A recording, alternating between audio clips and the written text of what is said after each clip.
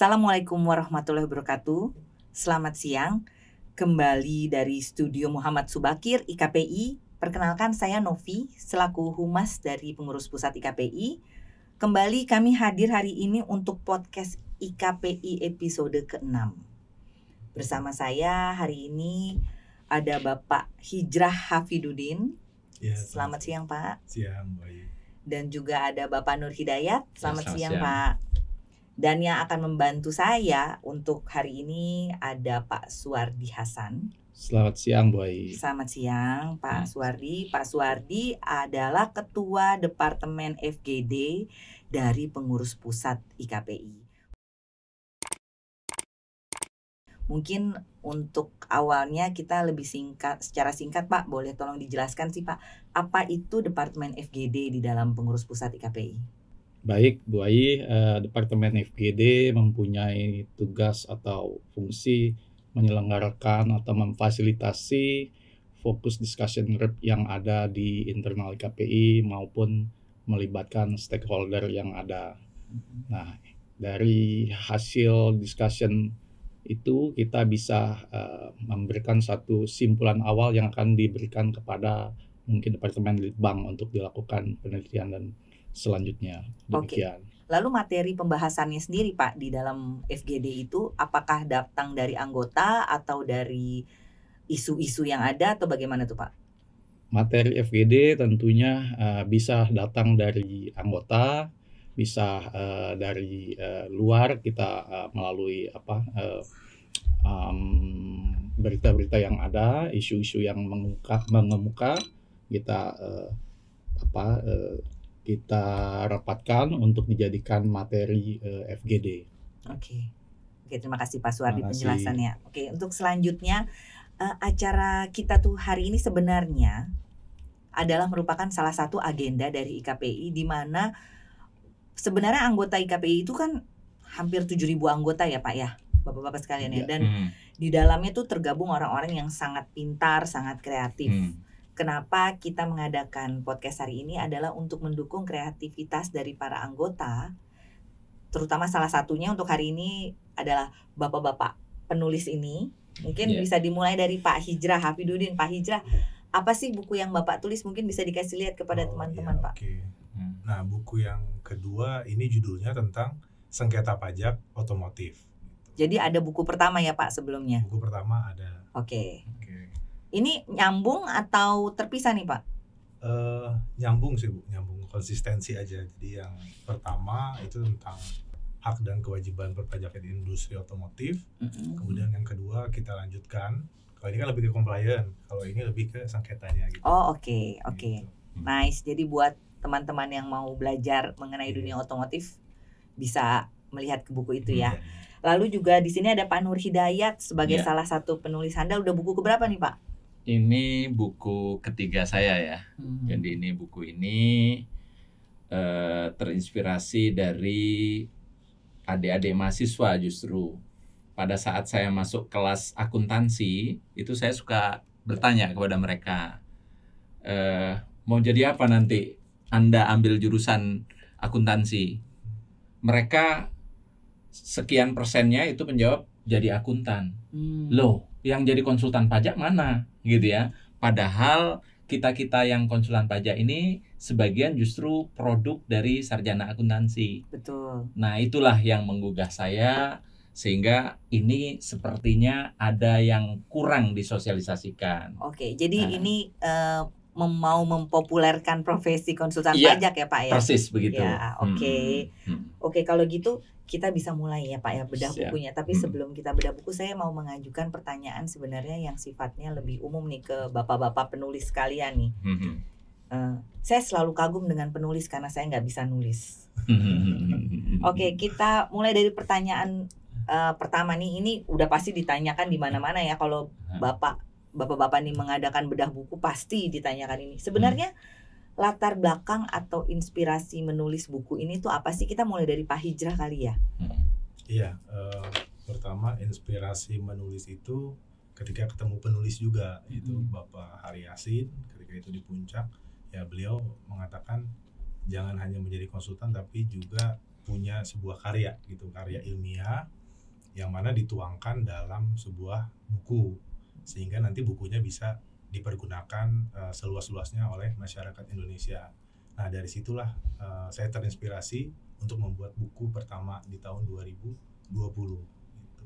Yang kedua juga saya melihat salah satu presiden kita, B.J. Habibie, kan memiliki 70 royalti. Nah, itu juga yang menginspirasi saya untuk bisa mendapatkan royalti seperti itu. Oke. Kalau Pak Nur gimana ya Pak? Ya, tadi kan saya sudah ceritakan ya bahwa yang awalnya adalah adik-adik mahasiswa nih justru yang menggugah saya.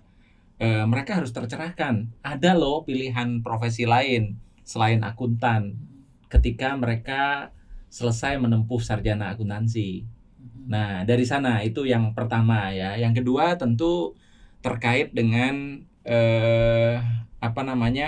ketika kita ini punya sesuatu, ide gagasan kita hanya kita pikirkan, hanya kita mungkin ada dalam diri kita sendiri, tapi ketika ini dituangkan dalam tulisan, dalam buku, ini kan bisa dikonsumsi lebih banyak orang, bisa menjangkau lebih luas gitu kan ya. Bahkan beberapa orang yang belum pernah ketemu sama saya, tetapi mereka sudah mengenal saya.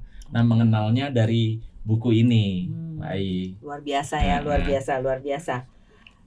Jadi sebenarnya dari buku yang ada ini, apa sih tujuannya Pak? Mungkin dari Pak Nur sekarang nih, mumpung lagi. Kalau tujuan sih yang pertama tadi kan memberikan pencerahan tentang profesi konsultan pajak itu sendiri. Karena sejauh ini masyarakat belum mengenal nih konsultan pajak itu makhluk apa sih, gitu kan ya. Sehingga ini perlu diperjelas nih, gitu kan ya. Sehingga saya kupas di dalam buku ini kan mulai dari sejarah adanya konsultan pajak sampai eksistensi konsultan pajak hari ini. Nah. Jadi sebenarnya manfaatnya nggak cuma buat mahasiswa dong Pak, buat saya nih sebagai seorang konsultan pajak yang sudah berpraktek bisa bermanfaat juga dong Pak. Tentu. Oke. Banyak ya ilmunya ya Pak ya, kita berbaginya tuh. Kalau Pak Hijrah gimana Pak? Oke. Jadi pertama di buku yang kedua ini saya lebih banyak mengupas tentang studi kasus perpajakan, khususnya sengketa pajak di pengadilan pajak. Jadi dengan membaca buku ini kita harapkan ya mulai dari mahasiswa, karena kebetulan saya mengajar juga mata kuliah sengketa pajak. Jadi sebagai referensi terkait dengan putusan-putusan pengadilan pajak khususnya di bidang otomotif. Bagaimana cara berpraktek secara di pengadilan pajak, kemudian ketika menangani kasus case by case, di sini banyak sekali contohnya, ada sekitar 15 kasus. Nah, sehingga ketika menemukan kasus yang sama, wajib pajak, konsultan pajak ataupun mahasiswa bisa menjadi sebuah referensi lah atau jurisprudensi. Gitu. Oke. Jadi kalau misalnya dari waktu Bapak menulis buku ini nih Pak, kesulitannya apa sih Pak? Banyak nggak sih sebenarnya contoh-contoh kasus bandingnya dunia otomotif tuh? Karena dunia otomotif kan perusahaannya nggak banyak. Iya betul. Nah iya memang kesulitannya itu adalah pertama, satu kan dari beberapa klien kita tuangkan juga di putusan ini, dan juga ketika mencari referensi putusan memang agak sedikit sulit ya, karena terbatas gitu. Tapi ya berkat kerjasama tim kita mencari dari beberapa referensi, ya alhamdulillah bisa menghimpun sampai 15 kasus gitu. Itu kalau dari kasus yang ada semuanya produsen otomotif atau ada ini juga? Dari hulu ke hilir ya. Dari produsen ada, kemudian subkonnya dari dealer, kemudian sampai ke dealer, sampai ke main dealernya juga gitu. Jadi dari hulu sampai hilir tuh ada. Jadi lengkap ya buat para pengusaha otomotif, mungkin bisa banyak belajar dengan buku ini. Oke. Lalu kalau Pak Nur nih Pak, ini kan kita bicara kesulitan ya Pak sebenarnya dalam hal penulisan buku ini ya. Dengan peraturan-peraturan yang terkait nih sekarang nih Pak, ada kesulitan nggak sih ininya penulisan buku ini? Kalau penulisan buku ini memang akhirnya kembali ke diri kita sendiri ya, karena kalau nulis buku ini kan yang paling perlu dijaga itu adalah moodnya kita ini ya. Jadi ketika mood itu datang, saya tidak peduli itu istilahnya sudah siap untuk tidur, bahkan sudah baring tidur gitu ya. Bukan baring tidur, maksudnya siap-siap tidur nih ya, gitu kan ya. Begitu ada satu, wah ini kayaknya perlu gitu ya. saya tambahkan gitu kan ya. Saya bangun langsung saya buka laptop, saya ketikkan dulu gitu kan ya, karena kalau tidak itu jadi pikiran dan mungkin kebawa mimpi gitu ya. Nah dan paginya itu bisa hilang kalau nggak dituliskan. Pak. Saya sering gitu Pak, lagi tidur punya inspirasi tarik selimut gitu. Besok paginya lupa apa ya tadi malam. Nah itu ya mood dulu yang paling berat ya. Tapi yang kedua tentu terkait referensi dari buku Profesi Konsultan Pajak itu sendiri. Jadi buku Profesi Konsultan Pajak ini kan belum banyak ya. Saya coba searching buku yang memang menulis tentang profesi konsultan pajak secara utuh dari mulai sejarah berdirinya sampai bagaimana caranya menjadi konsultan pajak, itu nggak ketemu. Jadi akhirnya saya kan harus merangkai nih dari beberapa, oh ini tulisan orang lain seperti ini gitu ya. Saya kumpulkan dan disitulah artinya kebutuhan kita untuk tetap menjaga supaya kita ini tetap konsisten, buku ini bisa diselesaikan gitu. Jadi dari mulai nulis bab 1 sampai selesai berapa lama tuh Pak? Nah ini kebetulan produk COVID ya, produk COVID. Jadi ini produk COVID. Jadi waktu COVID itu kan saya merasa, waduh nih kalau saya di rumah terus tidak melakukan sesuatu, ini makin stres saya, gitu kan ya. Nah dari sana karena visit ke klien tidak ada, ya harus semuanya bertemu AR, bertemu pemeriksa nggak ada, akhirnya ya sudah ini mulai dari susun outline-nya, ya kemudian kita coba pretel gitu ya. Nah itulah waktu saya menyusun. Jadi kurang lebih mungkin sampai selesai buku ini 1 tahun. Kalau COVID, saya kayaknya nggak sempat punya pikiran nulis buku tuh. Kalau Pak Ijal berapa lama tuh Pak nulis bukunya? Yang mana? Yang buku kedua lah, yang kita bedah nih hari ini Pak. Nah, yang kedua ini saya nyusun referensi itu sekitar 1 tahunan. Jadi saya cari referensi khususnya putusan-putusan yang terkait dengan sengketa pajak otomotif. Kemudian untuk nulisnya itu kurang lebih sekitar 2 bulan. Oh oke. Tapi mencari referensinya sekitar 1 tahunan. Jadi lamanya nyari referensinya ya Pak ya. Oke. Mungkin dari FGD nih Pak kita mau bahas apa nih Pak mengenai bukunya bapak-bapak yang hebat ya, ini. Isi bukunya ya kita bedah.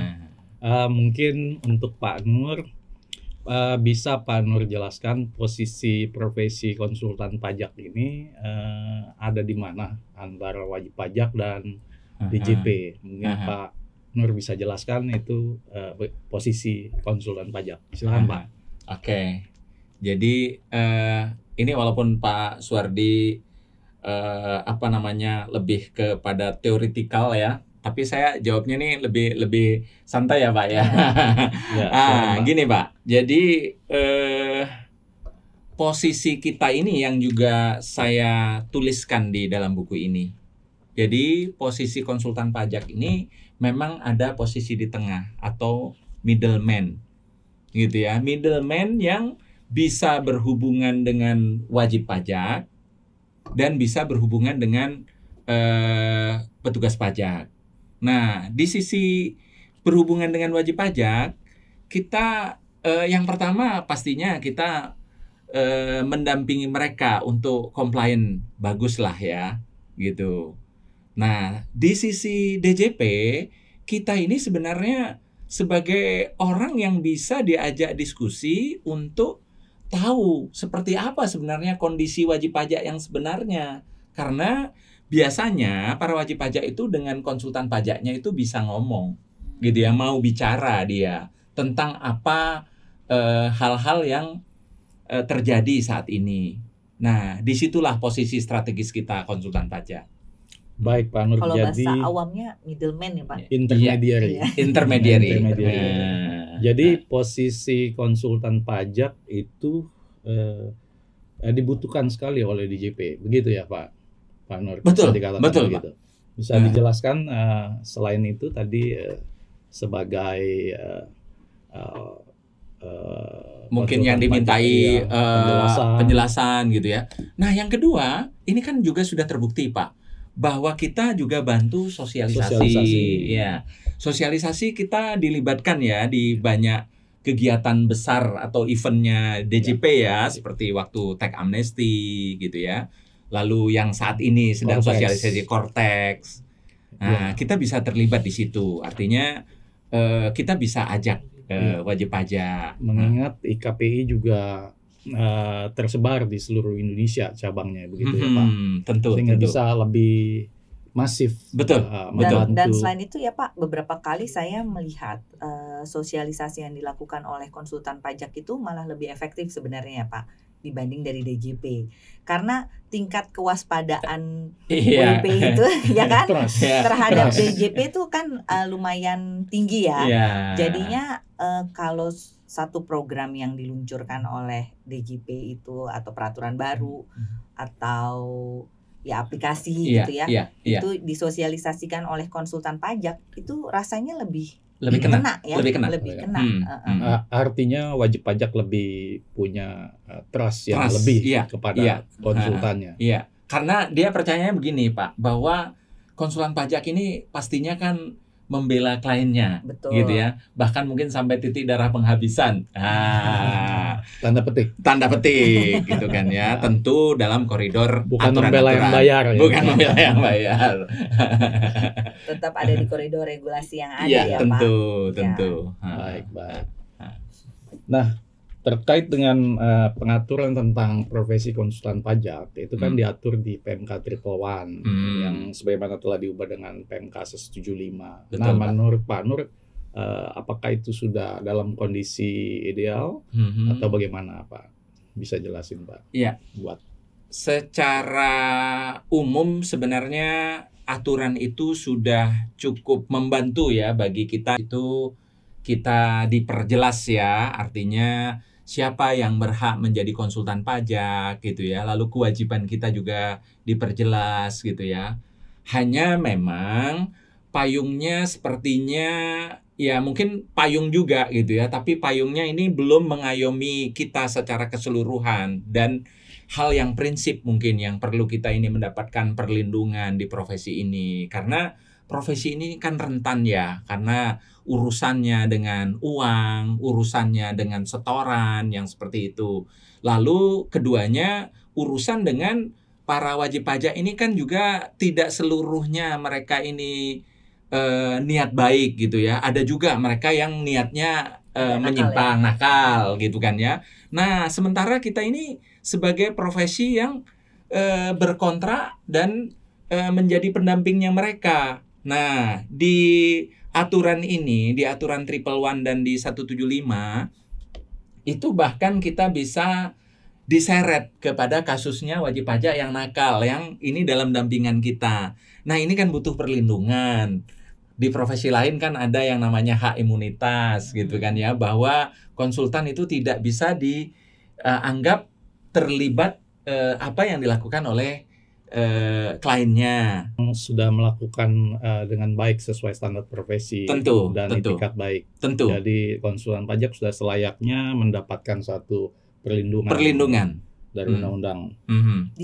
Dibahas nggak ya Pak di dalam buku Bapak itu mengenai itu? Dibahas. Dibahas ya. Jadi biar teman-teman nih terutama yang profesinya konsultan pajak juga bisa tahu kalau di profesi kita ini tetap masih ada risikonya kan? Tetap ada risikonya. Tentu. Unfortunately belum ada tuh hak imunitasnya kita ya Pak ya. Betul. Jadi di KPI kita punya standar profesi, itulah yang menjadi guidance bagi profesi konsultan pajak supaya kita lebih bisa berhati-hati dalam melaksanakan profesi kita dan juga kode etik tentunya.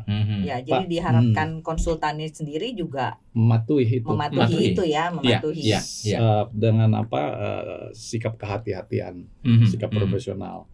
Nah ini Pak, tadi saya kembali kepada bahwa konsultan pajak itu memang lebih dipercaya, wajib pajak lebih nyaman kepada konsultan pajak, manakala menceritakan sesuatu dibanding dengan AR. Gitu. Nah, ini dinamika yang ada sekarang kalau Pak Nur perhatikan bahwa fungsi AR yang dahulu adalah fungsi pelayanan, konsultasi dan pengawasan, sekarang fungsinya sudah bergeser, benar Pak ya? Pada lebih dominan pengawasan daripada memberikan konseling. Pengawasan lewat SP2DK. Nah, ini juga yang membuat jarak itu, gaps itu semakin lebar ya. Semakin lebar tentu. Jadi tentu wajib pajak ini sangat hati-hati dia untuk menceritakan tentang transaksinya, menceritakan tentang bisnisnya, karena berkonsultasi sama AR-nya sangat hati-hati. Sangat hati-hati. Kalau dulu bisa curhat ya Pak sama AR ya, sekarang harus hati-hati, salah ngomong langsung keluar SP2DK. Betul. Nah, disinilah peran konsultan pajak ya menjadi sangat penting sekali sebagai profesi intermediari tadi yang bisa menjelaskan kepada wajib pajak bagaimana aturan itu yang seharusnya tanpa takut dijebak. Begitu Pak ya. Persis. Ya baik Pak. Kembali ke Bu Ai, silakan, ada yang mau ditanyakan? Kalau dari ini nih Pak, kaitannya dengan IKPI tentunya kan. Kita nih sebagai, kebetulan kita berempat bergabungnya di dalam IKPI. Sebenarnya kan ada asosiasi lainnya, kita nggak perlu nyebut merek nih Pak. Tapi sekarang sebenarnya dengan konsultan pajak sendiri berada di bawah naungan IKPI itu banyak kelebihannya nggak sih Pak? Oh, sudah tentu ya. Yang pertama, kalau mereka di lapangan ya, nih wajib pajak mengenal konsulan pajak ya IKPI gitu ya. Nah, itu dari sisi keterkenalan kita lah gitu ya, karena kita ya sudah 59 tahun kita ada gitu ya, sehingga ini memudahkan kita juga untuk mensosialisasikan tentang profesi dan kita ada di naungan organisasi apa. Jadi memang banyak terbantu ya Pak. Banyak terbantu. Itu dari sisi brand. Dari sisi yang lain-lainnya saya kira juga IKPI sangat membantu ya, karena ada departemen-departemen ya, salah satunya ini departemennya Pak Swardi gitu ya, FGD. Ini kan luar biasa ya, akhirnya ada isu-isu yang lagi naik, lagi penting nih, jadi pusat perhatian para wajib pajak. Kita pun ikut memperhatikan itu, mengangkat isu itu. Jadi disitulah perhatian IKPI terhadap regulasi yang ada, terhadap masyarakat terdampak dari aturan tersebut. Karena kan kita memang organisasi terbesar ya Pak. Kemarin kita bikin kongres aja sampai ribuan. Saya sih nggak kebayang nanti 5 tahun lagi kita bikin kongres, tempatnya mau di mana Pak? Karena jauh banget gitu kan. Lapangan ya, harus di Senayan ya. Jadi kita sendiri sebagai anggota berharap memang dengan IKPI sebagai asosiasi yang kita tergabung di dalamnya bisa tetap menaungi kita sebagai anggota. Dan memperjuangkan juga kan undang-undang konsultan pajak yang kita lagi bahas ini. Ya kan? Kalau mungkin dari bukunya Pak Nur ada lagi Pak. Terakhir Pak, penutup ini. Mungkin saya meminta tanggapan Pak Nur mengenai profesi konsultan pajak kan sudah usianya juga sudah 59 tahun. Lebih 59 tahun KPI ini hadirnya. Dan eksistensinya pun sudah diakui juga di undang-undang KUP dan undang-undang penguatan sektor keuangan. Nah, menurut Pak Nur bagaimana nih penataan profesi ini semakin kedepannya semakin mantap, semakin lebih baik lagi dibanding saat ini. Nah, mungkin itu nanti bisa jadi inspirasi juga. Buku selanjutnya ya Pak. Kalau dari sisi saya, mungkin yang pertama internal kita memang butuh satu kekompakan ya. Kekompakan artinya dari pusat sampai ke pengurus daerah, pengurus cabang, bahkan meluas ke anggota. Itu artinya kita punya suara yang sama dan artinya kita memang betul-betul menjaga profesionalisme kita, menjaga kompetensi kita sebagai konsultan pajak. Itu yang pertama dari sisi internal kita. Tapi kita juga butuh bantuan eksternal. Eksternal itu adalah yang pertama ya saudara-saudara kita yang mendapat kehormatan sebagai anggota dewan di pemerintahan, coba diperhatikan juga kita ini gitu kan ya. Kenapa? Karena konsultan pajak ini diakui atau tidak membantu dalam pencapaian APBN Target, Indonesia, iya, target iya, APBN pendapatan. Indonesia. Lancarnya Penerimaan negara itu diakui atau tidak, peran dari konsultan pajak ada sangat di nyata, sana nyata gitu di kan situ. ya, nyata bahkan gitu ya. Nah, untuk itu ayomilah kami gitu kan ya dengan undang-undang, karena di profesi yang lain yang mungkin kita tidak mengecilkan ya, profesi yang lain mungkin tidak strategis kita gitu ya. Profesi yang lain itu sudah ada undang-undangnya gitu Betul. kan ya. Padahal kita yang strategis ini seharusnya mendapat perhatian lebih. Betul. Kiranya itu harapan Baik. dari saya. Baik Pak Nur, kalau dikatakan apakah Pak Nur setuju kalau penataan itu ke depannya untuk profesi konsultan pajak itu diadakan suatu pendidikan profesi layaknya profesi penunjang di sektor keuangan seperti akuntan. Ke depan untuk kita tata bahwa akan ada semacam program studi pendidikan profesi konsultan pajak. Nah, sehingga kita itu jalurnya sudah lebih mendekati sama saudara kita yang di profesi keuangan. Jadi ada pendidikan profesi, kemudian Ujian sertifikasi Ya, dan ya. layaknya ujian sertifikasi itu harus dilakukan oleh asosiasi ya, dan P2PK hanya melakukan fungsi pembinaan Ya, dan pengawasan. pengawasan. Layaknya melakukan pembinaan dan pengawasan seperti keakuntan. Ya. Nah, bagaimana menurut Pak Nur itu? Ya, saya bertahap ya. Artinya kalau hari ini kita langsung berikan satu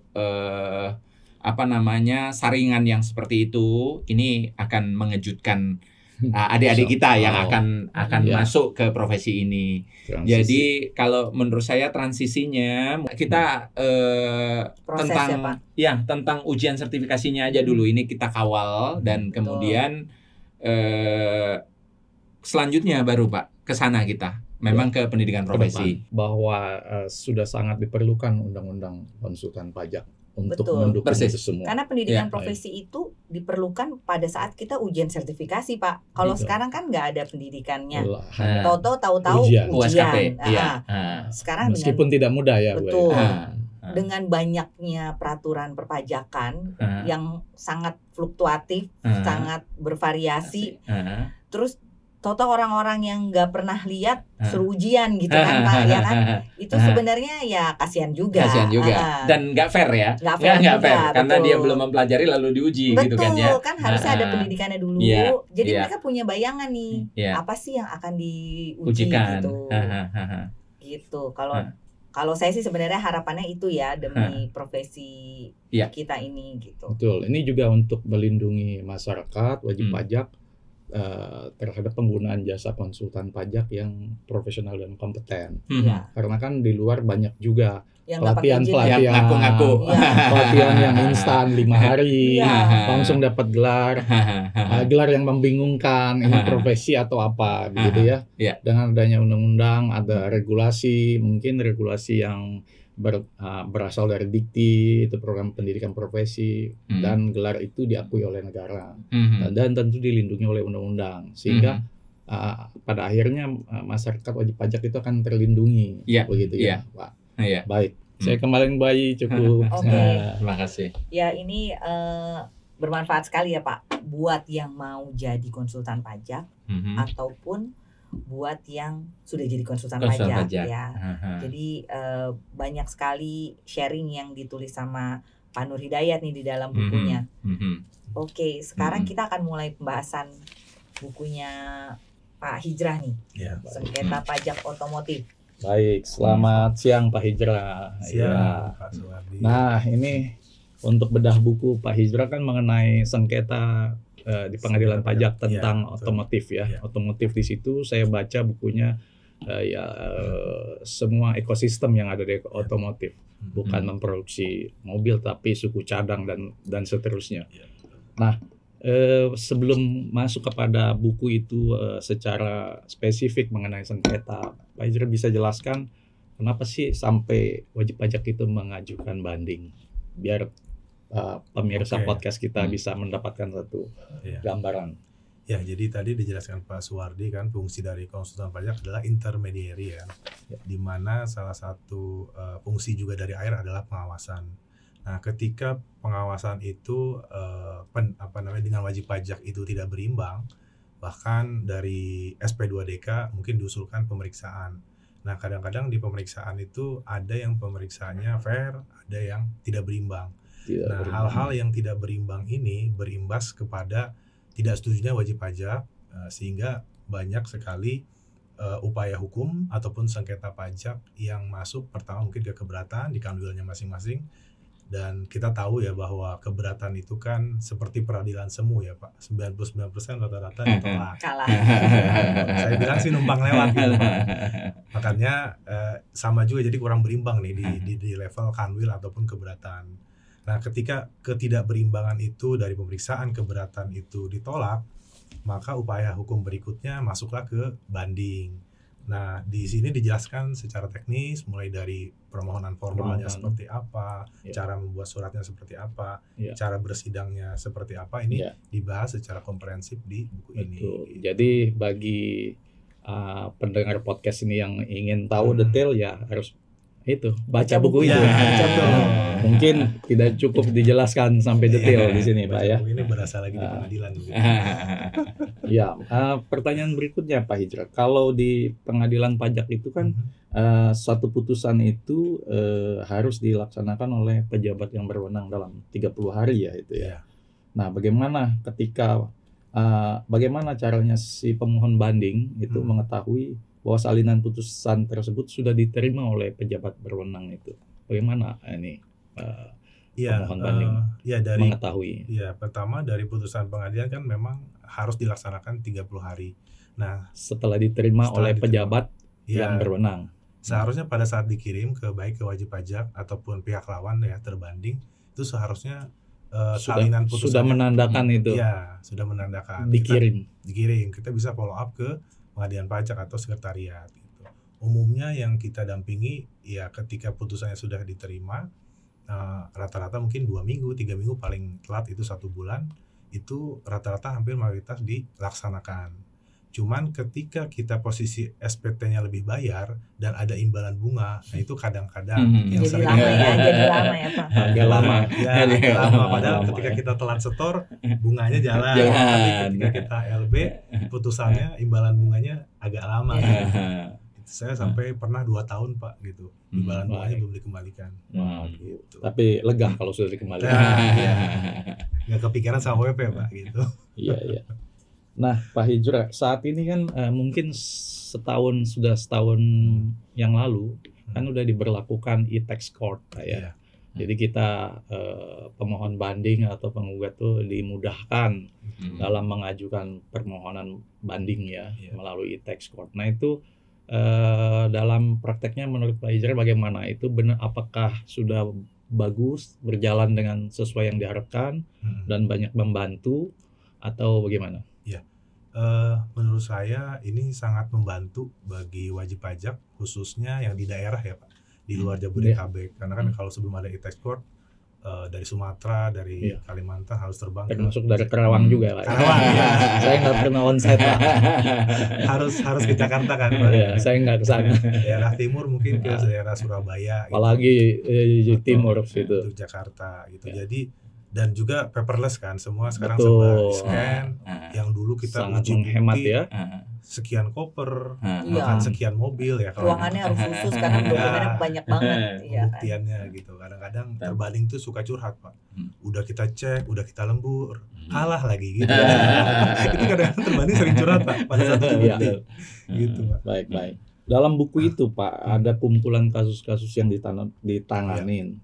Baik yang bidang perpajakan maupun bea cukai Pak ya, Iya. kepabeanan ya itu. Jadi Kalau nggak salah saya baca itu ada 15 contoh kasus Iya, Pak ya. betul. Dan saya mengidentifikasi juga ada 4 kasus yang berhasil dikabulkan dan ada 11 yang dikabulkan dan 4 yang tidak dikabulkan. Nah, bisa ceritakan kenapa itu ditampilkan formatnya seperti itu?